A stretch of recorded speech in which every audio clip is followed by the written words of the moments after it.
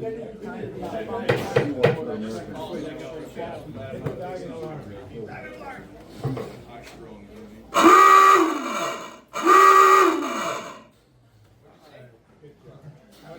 was good. This meeting of the U.S. Submarine Veterans Accord San Diego Base will come to order. Our creed: to perpetuate the memory of our shipmates who gave their lives in the performance of their duties while serving their country, that their dedication, deeds, and supreme sacrifice may be a constant source of motivation towards greater accomplishments. Let's join Jack, who will lead us in the Pledge of Allegiance.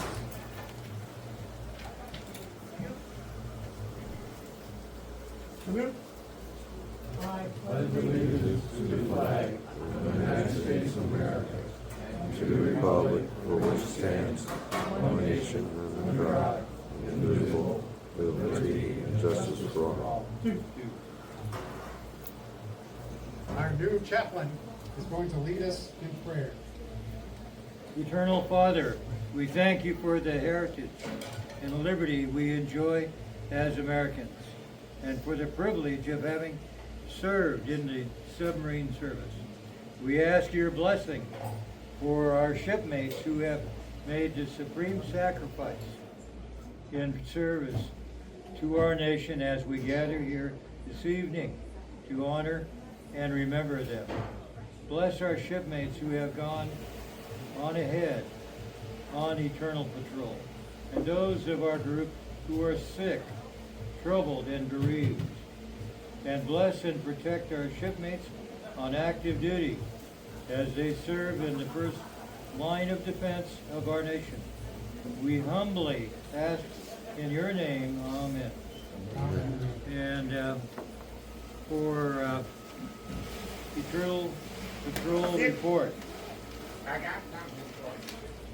There's actually no members, but this time we do have a member here. It's being added, Jimmy Carter. He was the 35th president and submariner. And he went on eternal patrol on December 29th, 2024. He was the only president to attend the U.S. Naval Academy and the only president to wear dolphins. He graduated in submarines in 1949 on the USS Pomfret. He qualified for command on the USS K-1. He attended Naval Nuclear Power School, but resigned after the passing of his father in 1953 to care for the family farm. He was a member of USSVI and the LA Pasadena, at the LA Pasadena base. Okay, let's see here. The following boats. I'll take it from there. Oh, you would take it? You I'll got take it from there. The following boats were lost during the month of January. Bellringer, please strike a toll for the following boats. USS Scorpion, SS-278, lost on January 5th, 1944, with a loss of 77 officers and men in the East China Sea on her 4th war patrol. It was assumed she was sunk by a mine. USS Argonaut, SS-166, lost on January 10th, 1943, with a loss of 102 officers and men off Rabaul on her 3rd war patrol. While attacking a convoy, she torpedoed a Japanese destroyer who, along with 2 other destroyers, depth charged her. As she tried to surface, the destroyer sunk her by gunfire. USS Swordfish, SS-193, lost on January 12, 1945, with a loss of 89 officers and men somewhere near Okinawa on her 13th war patrol. Probably was lost to a mine. USS S-36, SS-141, lost on January 20th, 1942, with the loss of with no loss of life on her second war patrol. She ran hard aground on a reef and radioed for help. The entire crew was rescued by a Dutch ship after they scuttled her. USS S-26. SS-131, lost on January 24th, 1942, with the loss of 46 officers and men in the Gulf of Panama on her second war patrol. She was rammed by the USS PC-460 and sunk within seconds. The COXO and one lookout on the bridge were the only survivors. Let's please observe a moment of silent prayer.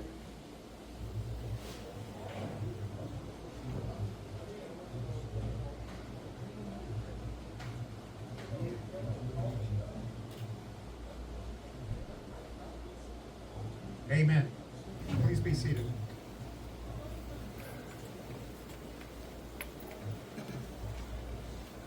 And before we get to the actual meeting, right now up in LA, there's some devastation going on.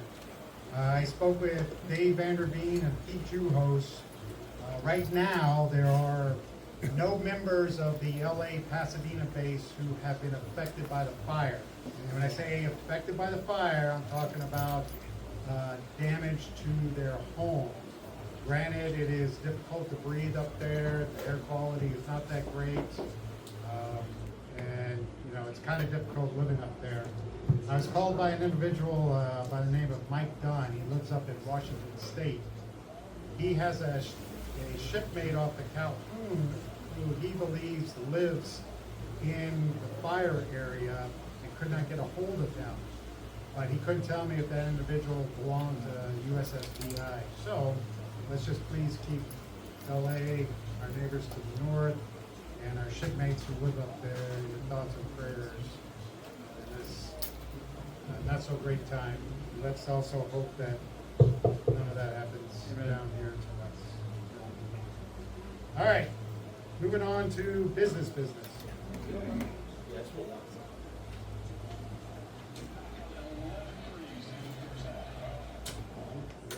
Well, that's why. Yeah, thank you. Senior Vice, do we have any past officers, new members, or guest presence this evening? We have Don Mathewicz, former CEO of Puffer. Hoorah.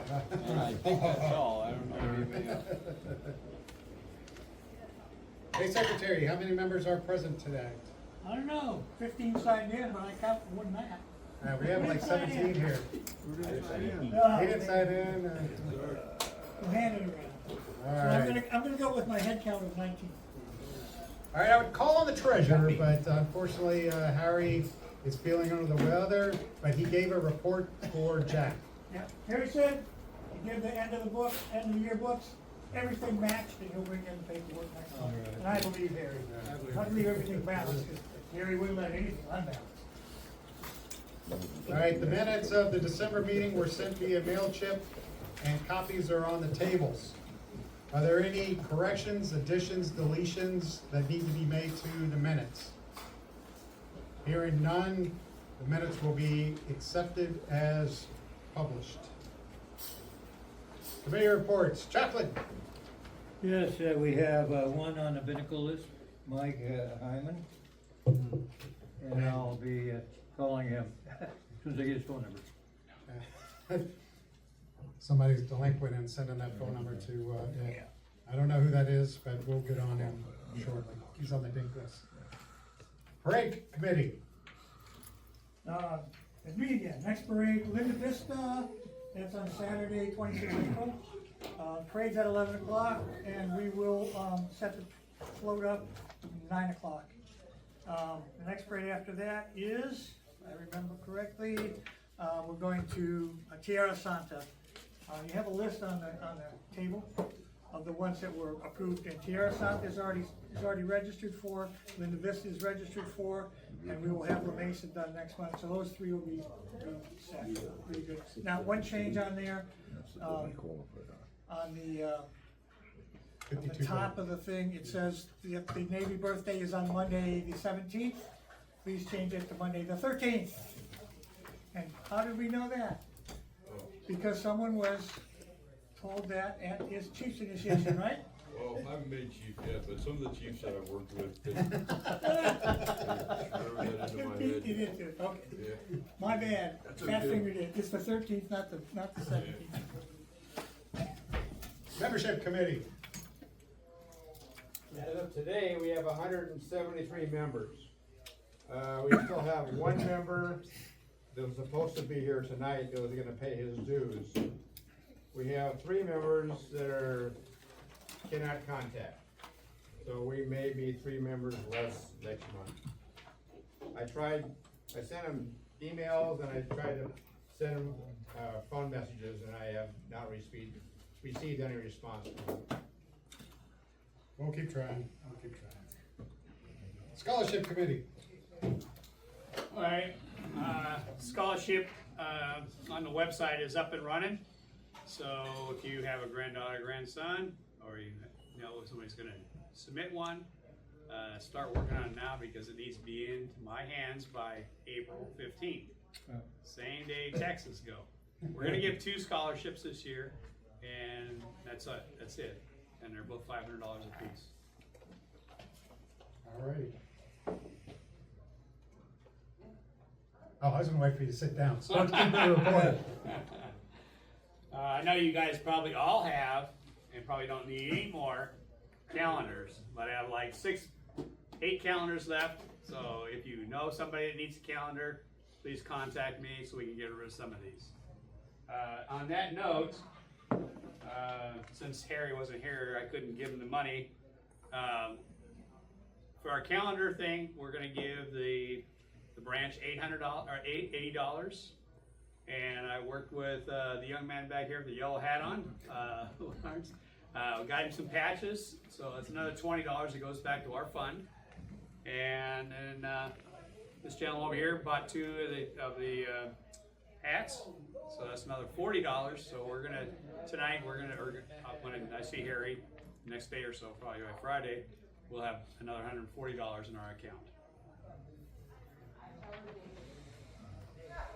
So if you need anything, just let me know. 52 Boat Memorial.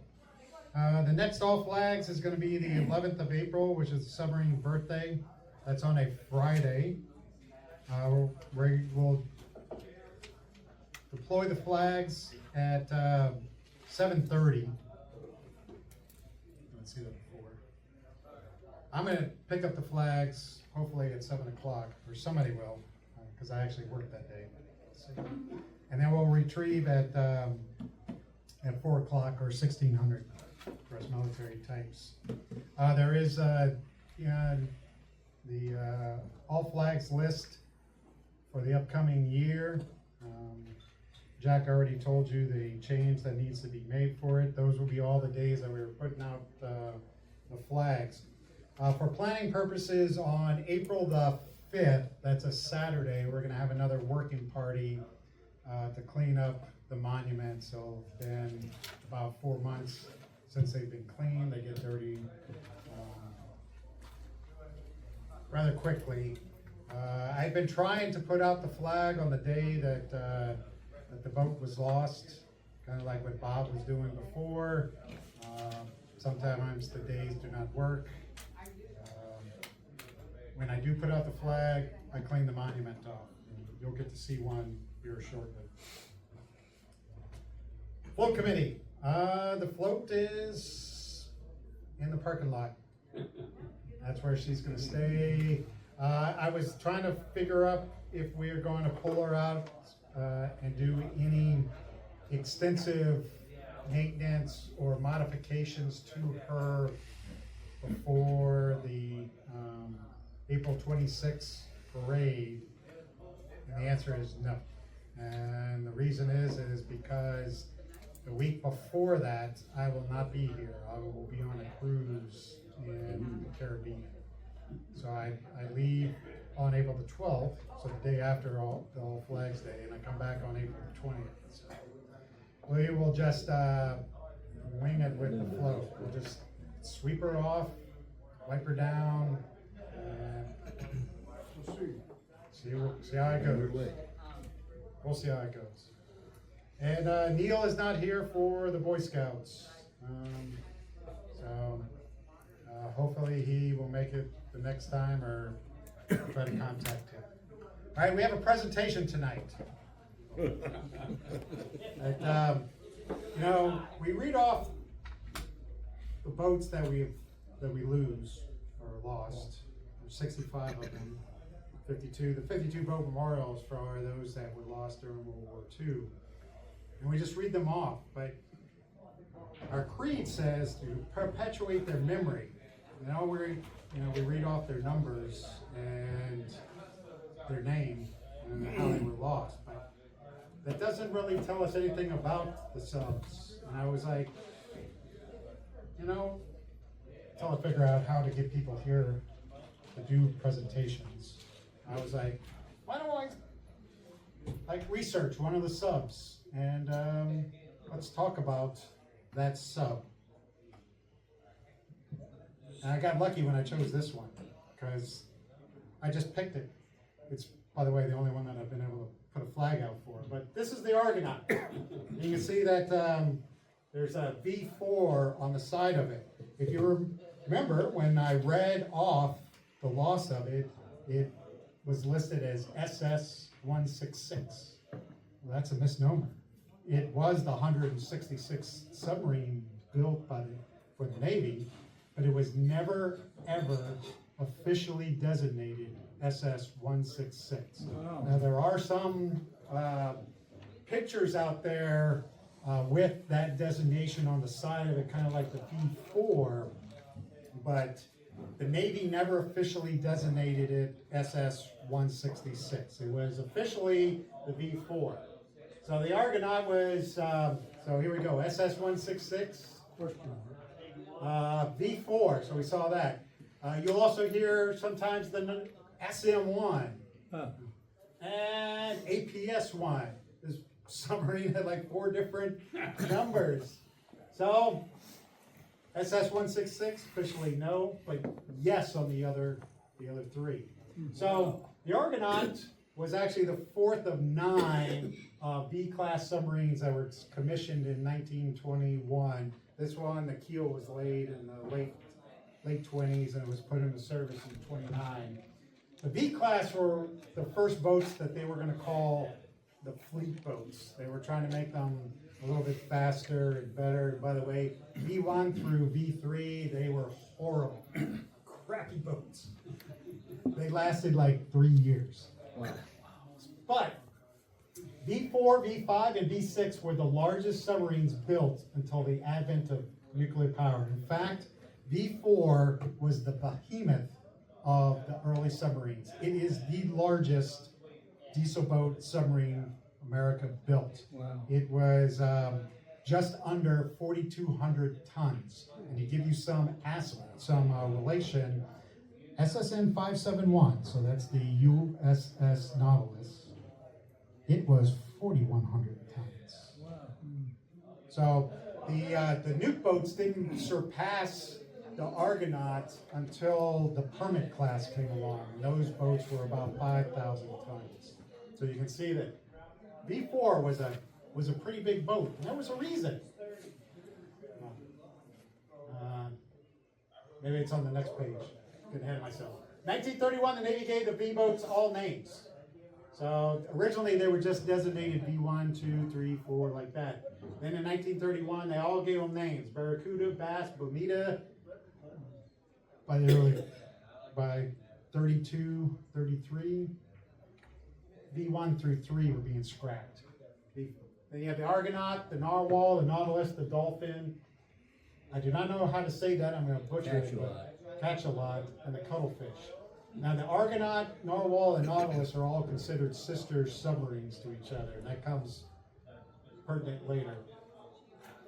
The Argonaut is the only mine-laying submarine ever built. So it had, that's where the designation SM-1 comes from. Submarine, mine-laying. It had 4 21-inch torpedo tubes in the forward end and 2 40-inch mine-laying chutes in the aft end. It could carry 60 mines. And in between, so they had like two compartments in the back for this mine laying equipment, and in between them was like this big tube where they could store up to 8 of the mines, and then as they released mines, then they would fill that up with water, ballast, because they were getting rid of weight and they needed to keep the weight. But it kind of should give you an idea how big this thing was.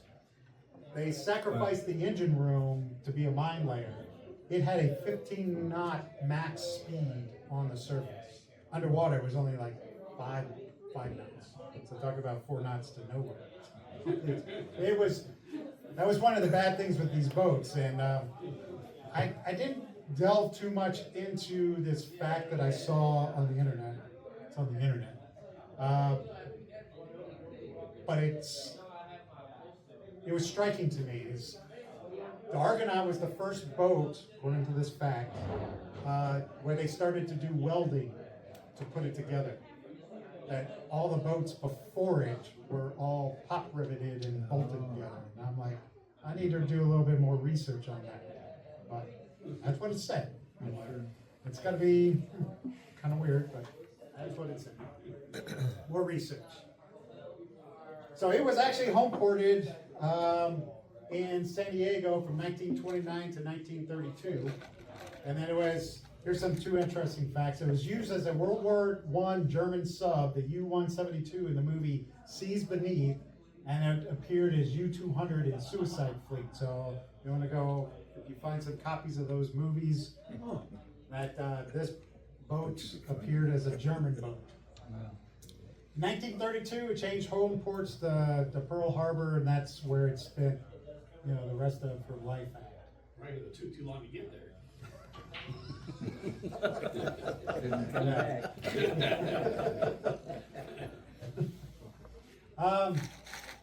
Its first war patrol was November 1941. It was actually patrolling off the Midway Island. So, interesting fact is they were trying to make the Argonaut, these boats, a little bit bigger because there was the anticipation of war with Japan, sort of.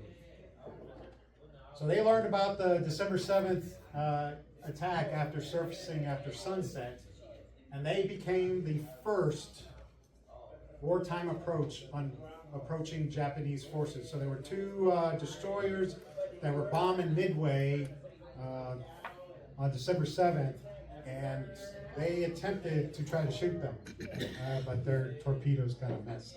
And then one of our own planes tried to shoot at the Argonauts, and they had to dive. The Argonaut, so most World War II submarines, who knows what the time was that they always strove for from dive to get the boat under the water? 60 seconds.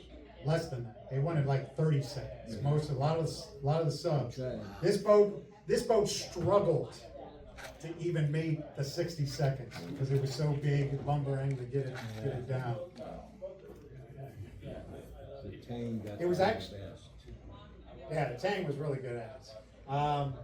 This boat was actually mentioned by President Roosevelt in one of his fireside chats because of what she was doing out in Midway. And because of that, the captain wanted to keep the boat out there, but their dehumidifiers were crap. And they kept on getting condensation causing electrofires, and they had 3 injured men, and they were forced to be escorted in after that. So that was their first war patrol. Then in 1942, they were converted. Major overhaul at Mare Island. They basically removed the mine laying equipment and they converted it to a troop transport ship. It came after they're about to do what they do. They then get this designation of APS-1, which is auxiliary personnel. Yeah. So they're now going to become a troop ship. And so on their second war patrol, which was with their sister ship, the Nautilus, those 2 transported 120 Marine raiders, and they went to Macon Island. And they arrived on August 16, 1942, and the Marines attacked on August 17th. God bless those Marines, because the Marines did not like being on that submarine. They were sick dogs.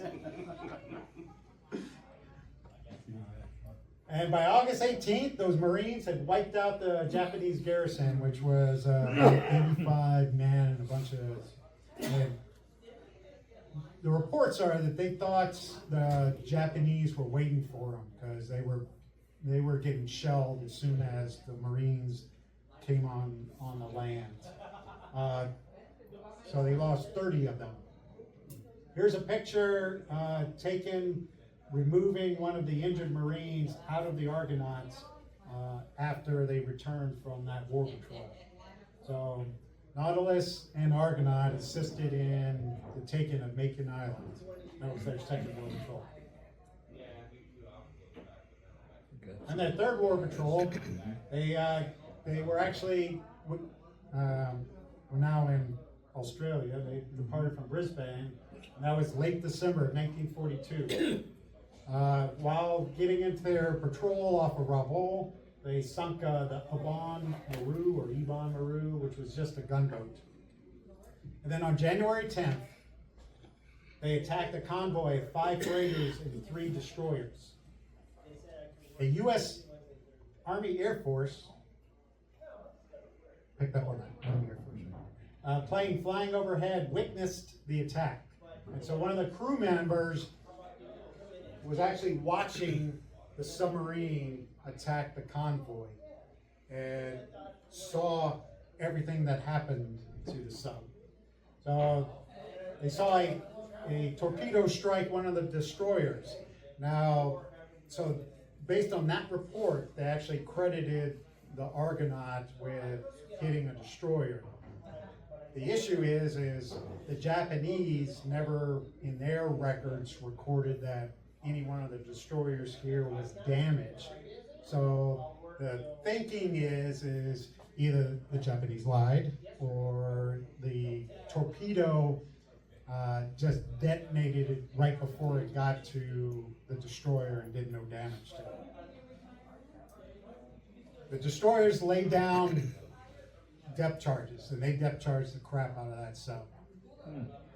And it came out of the water at an unusual angle. What was written here almost sounded like they surfaced, but you know they're emergency blowing because they're taking on water, and it's basically coming up out of the water.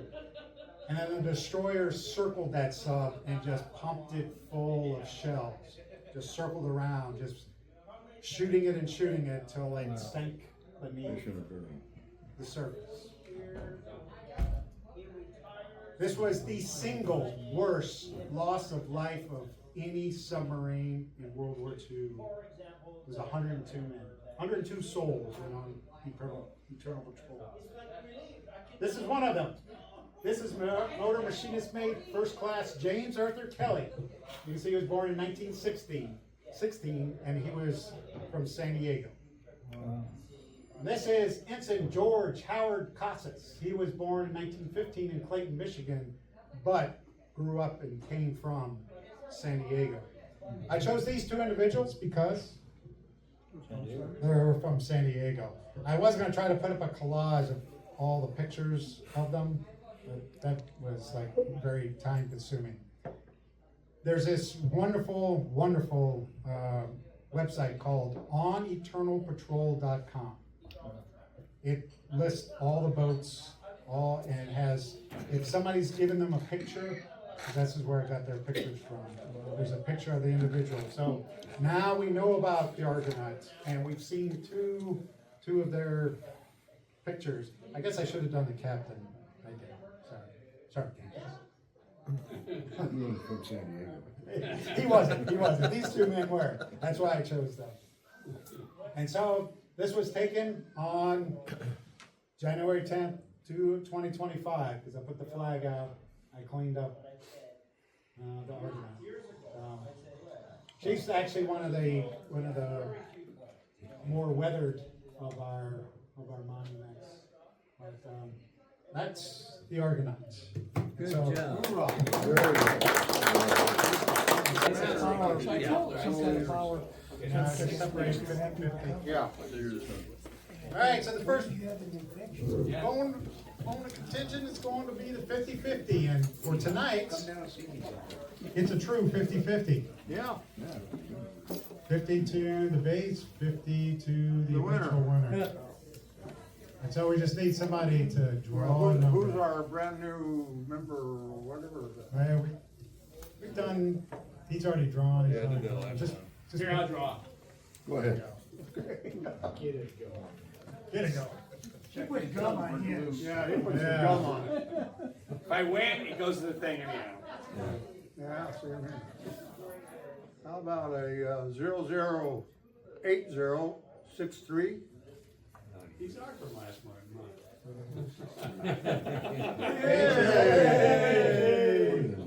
Which one you want, Don? Wait a minute, Don. No, he got the. No, he got the money. That's the 50. Got the money, got the money here.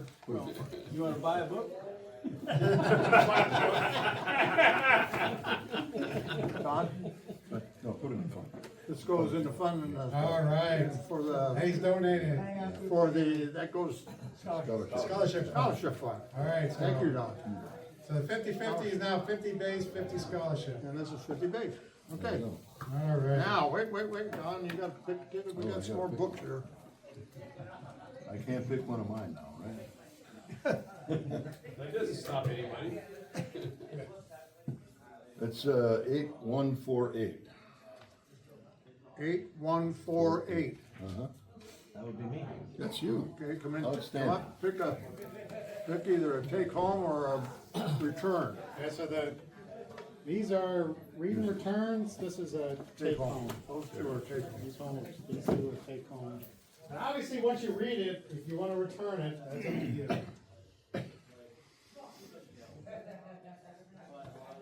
Okay, that's a You return. gotta get the Right. next one. He's gotta Okay, draw wait, next you gotta take Gotta it. draw. No, that's good. 8175. 8175. That close to one of yours? Right here.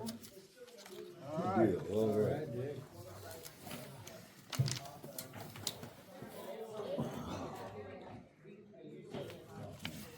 Get history or basic electricity? Okay. Actually, I did one of, I got one of the. Legal return. Basic Okay, submarine and school. get another gentleman out here. That's fascinating. I didn't realize how much detail we got in submarine school. Oh, yeah, it is two, all. There's two there. So, you want this one? Yep. Okay, put the other one here. How about a 8186?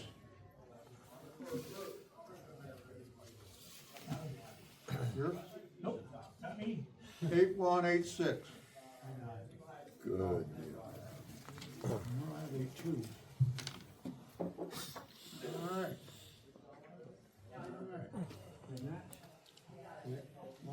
That's a match. Read and return keep. Those two are keeps. Those are winner. No, that's a return. Those are, no, No, no. that's a keep. No, that's a keep. That's a You key. can keep that one. After you That's read. why no one's read If you it. know anybody in the army, pass it on to them. Okay. Since that's what it's about. Sticky stuff. Yeah. Okay, how about a 8130? 8130, 8130. Jeez. This is getting ridiculous. Call him. Go ahead. Call him. There's 3 left. 2 read and returns and How about an 8160, 8160? right here. Come on down. Ready? And there's this basic electricity ball. Cover solar lights. I like to keep myself. I didn't do very good at basic electricity. There you go, we got to teach all about this. I just want to make a donation. For the two returns. That's Try run Steve. Oh, okay, got that one. Got that one, so I guess I'll take this one. No electricity, okay. There'll be a quiz next week. If my hair's gone and fried, you know what happened. No trial is at home. just saving us. 8190. Oh, he's even on 8190. It's close to that. Not close enough. Pull another one. Okay. Here, pull another one. That's, my phone automatically connects to this thing. 8070, 8070.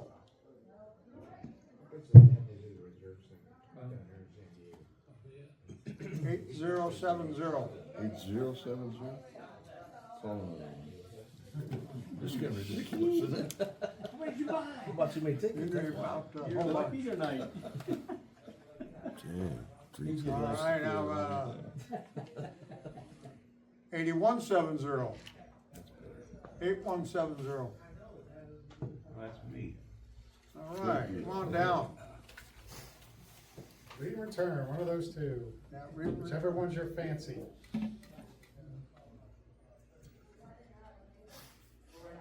I'll take this thing. Okay. One more read and return.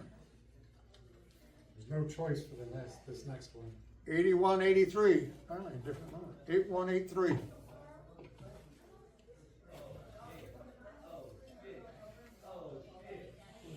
Eight one eight three. Go it again. We should be playing for something else. Man, those two guys. Yeah, it's like. 8252. No, how was it 82? Right here. Come on down. Just bring him the book. Yeah, bring him the book. What do you guys, if I give you one by me? Yeah. Oh. Dennis, you're up. Yes, nominations. This is the last month for nominating. Last month for nominations. Currently, we have, I'll let Dennis. Now, go ahead. You got the list? I got a list. Go ahead. There's like some knucklehead who's been nominated for base commander. Oh, isn't that Ray? Mike, somebody? Yeah, Mike somebody or another. Ray's been nominated for senior vice, Paul for junior vice, Harry Roberts for treasurer, Scott for secretary. Elections will be held at the February meeting if we don't have any more nominations. Do we have any other? Everybody's jumping up and down. Nobody's raising their hands, nobody's saying anything. I guess we close the nominations for this So month. so we will close the nominations. When we hold the election next month, you don't necessarily have to vote for the name on the paper. You can write in somebody else's name, including yourself. All right, we do not have any new business. We were gonna go over the budget, but with Harry not being here, we're gonna make that new business next month. So that'll occur next month. We vote next month. Yeah, we vote next month. We vote next month, and then we'll have inaugurations in March. I'll get in touch with Dave, see if he can come down for that. But hopefully it'll be done with fires in LA. It should be done now, but, yeah, Dave Vanderveen, yeah. All right, moving on to good of the order. We'll recognize items for good of the order. To stand, identify yourself, speak loud enough to be heard. The Western Region Roundup, it is March 6th through the 8th. We have several members going. It's on the Queen Mary. They need to register at least for the hotel room by February 4th. Because on February 4th, they're gonna close out the rooms and they're gonna go back to regular rates. Speaking of the Western Region Roundup, we are in talks, me now putting on the Western Region hat. We're in talks with Base 51 in Las Vegas. We've started the process for 2026. Denver has reached out and wants to do it in 2027. So cause we will put in for 2028. The national convention is gonna be held at the Rosin Shingle Creek Resort in Orlando, Florida, 31 August to 6 September. The website is up, but it is not working. It is not, they haven't started any process for the convention in August. So more to come on that. All right, Paul. So he's the 26th, Western Ridge is gonna be where? 26 is gonna be in Las Vegas, where there's like 5 different, hotels that we're looking at right now. And then, Denver, we had a meeting on Saturday, wanting to host it in 27. And it's gonna be, sounds like it's gonna be on the western side of Denver. Unfortunately, the airport's on the eastern side, but they said that there's like nothing around the airport on the eastern side. You wanna go onto the western side. Oh, yeah. The eastern side, it's about 4 counties out. It's ways out on the eastern side. The 27 in Denver is probably going to be in late April. So that's when it'll be The snow melts? a little bit warmer. Yeah. Well, lately the snow season's been going into July for some areas. So, all right.